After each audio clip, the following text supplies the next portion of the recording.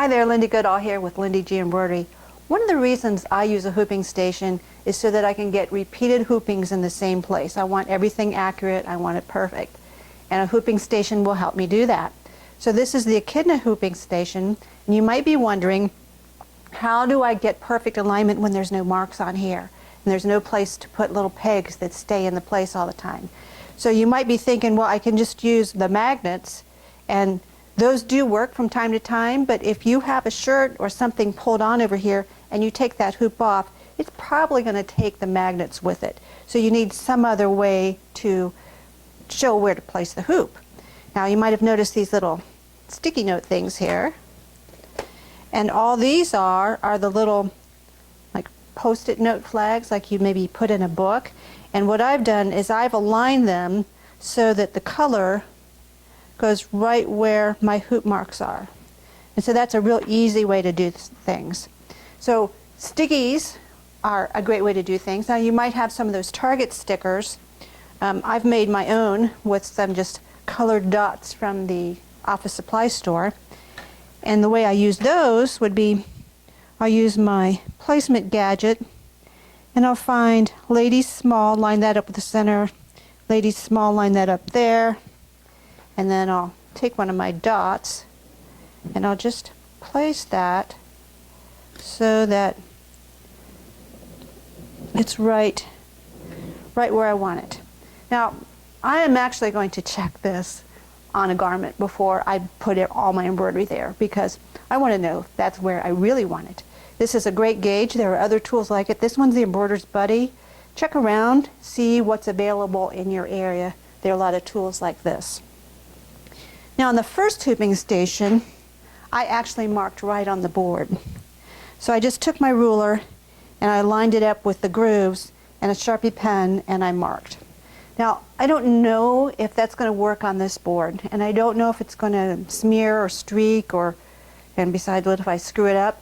On the original board, the cover was designed to be replaceable. This is a permanent one, and so I don't really want to do anything permanent on it that I might not like later on. So what I've come up with instead is to use pinstriping stuff from the automotive store, like you put pinstripes, racing stripes on your boat, your car, your motorcycle, whatever. And what I'm going to do is first I'm going to clean my board, and this is just a mild non-toxic solution. You want a clean, dry surface. The instructions say that you can clean with a mild soapy solution, but this is just easier. Then you're going to take your, might help if I take the twist tie off, your racing stripe material, peel off the backing, and then I'm just going to use those grooves. I'll stick it down on one side and just kind of stretch it so that it's straight and smooth it into place. There I have a nice clean line that's straight, and this comes in multiple colors, so you can use different colors to mark different places. This is the 1/8 inch wide strip.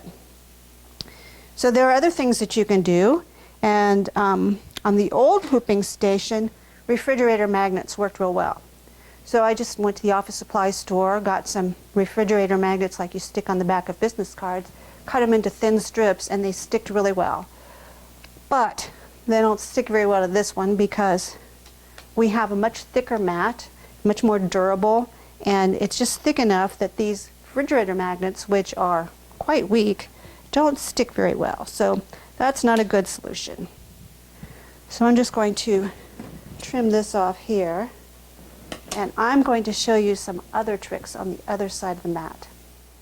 So I've turned my board over. This is the adult size of the large hooping station, and I have a couple extra things on here. You notice that I've got my racing stripes that I've lined up with the grooves that are already milled onto the board. And I want to point out some of these extra pieces here. This is requires a little bit extra work. This one is a sticky thing, and it's actually a product that's used by sign companies to print wall art and signs that go on cars, and it has a kind of backing on it, and you just peel that off, and then you can stick this anywhere, and you can stick it multiple times. Just keep your board clean so it doesn't get fuzzy or anything. But I've just run this through my printer and printed a grid with a dot in it. And the nice thing about this is actually just a larger target sticker. So I've placed this over here, and you can see that now I have a much bigger area to line up my hoop, and having those longer crosshairs just makes it easier to get a more precise and accurate hooping. Now the drawback is that it doesn't stick anymore. So, you know, on the regular board, it's tacky and your hoop won't slip. But when you start adding things like this, it's not going to slip.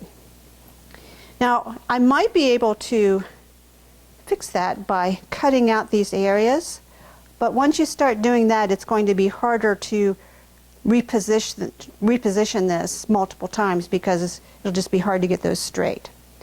So another thing I've done is this one. And this one requires a little bit more work, but it's clear vinyl, 2 layers of clear vinyl, and you can see the crosshairs in there. That's thread. So let me quickly show you how I did that. I took my hoop, my outer hoop, and I screwed it all the way shut.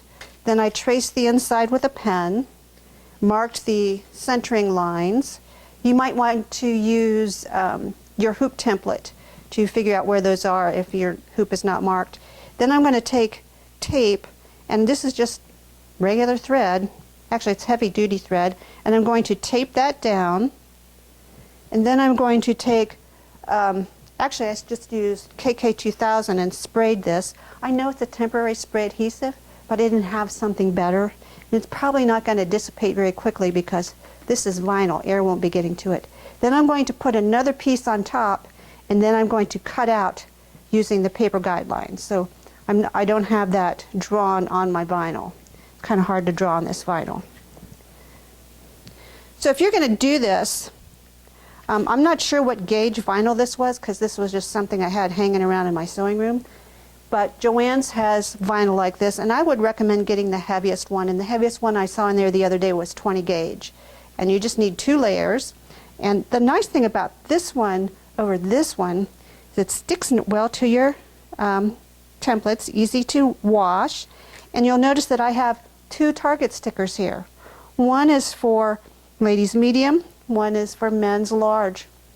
So because I have those permanently marked on there, I can just put my template on there like that, or I can move it to the other one.